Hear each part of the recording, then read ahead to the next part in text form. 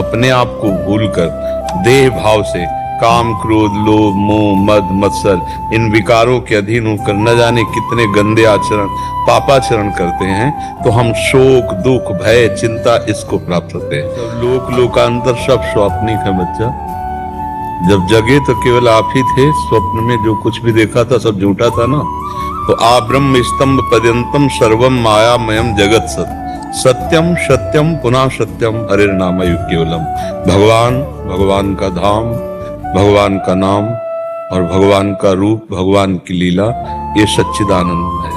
हम उनके अंश हैं, उनकी इस मायाकृत लीला में। अब जैसे परदेश गया हुआ व्यक्ति जब अपने घर आता है तो कैसा सुकून मिलता है। परदेश गया हुआ है, तो गोस्वामी तुलसीदास जी को जब भगवान श्री राम की प्राप्ति हुई तो क्या कह रहे हैं? कह रहे हैं, जाकी कृपा लवलेश ते मतिमंद तुलसी दास हूँ, पायो परम विश्राम राम समान प्रभु नाही कहूं।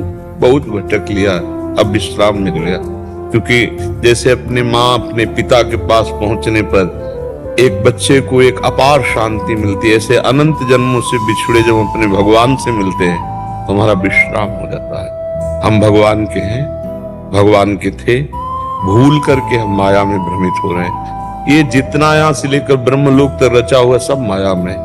वो भगवत प्राप्ति क्या होती है, भगवान का मिलन कैसा होता है, ये तो जाने मोरी छाती मीरा जी कहती है, मैं कैसे बताऊं।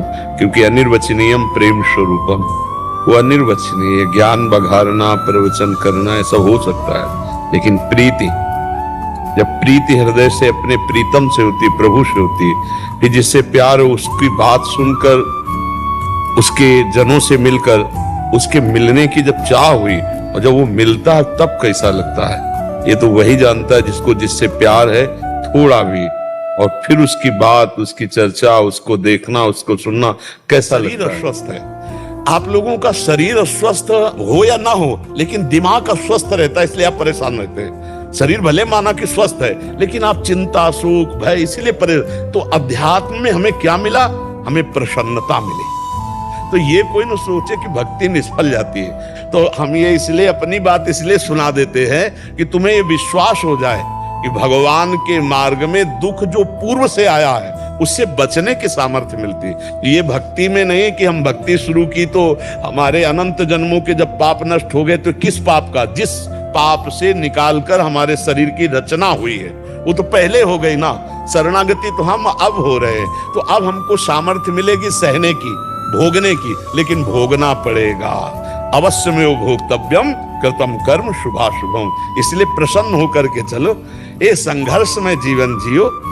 ऐसा क्यों डरते हो कि मतलब विपत्ति और दुख? अरे नहीं, चीर कर आगे निकलो विपत्तियों से। हम भगवान के अंश हैं, हम किसी भी स्थिति में हारने वाले नहीं।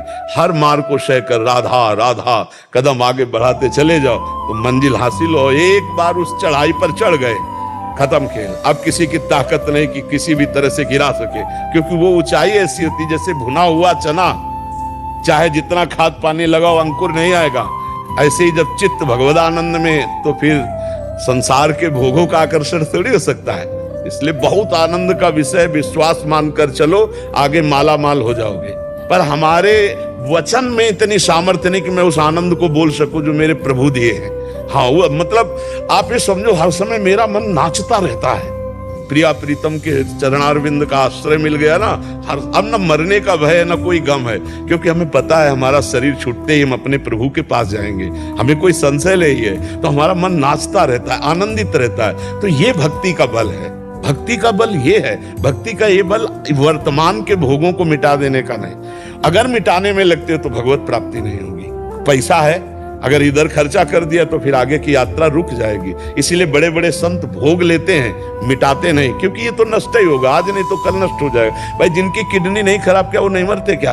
जवान जवान आदमी कुछ मिनट में घटना घटती है, हार्ट दिल फेल हो जाता है, एक्सीडेंट हो जाता है, कोई घटना, तो ये तो मृत्यु लोक है, शरीर तो जाएगा ही। तो ज्ञान का मतलब है शरीर के राग से हटकर भगवान में चित्त जोड़ देना, ना कि शरीर के सुधार में बने रहना। इसलिए भक्ति को धोखा मत समझो, भक्ति को दुख देने वाली मत समझो। भक्ति तो आनंद प्रदान करने वाली, भगवान को अधीन करा लेने वाली।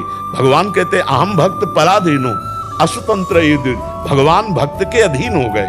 देखो जहां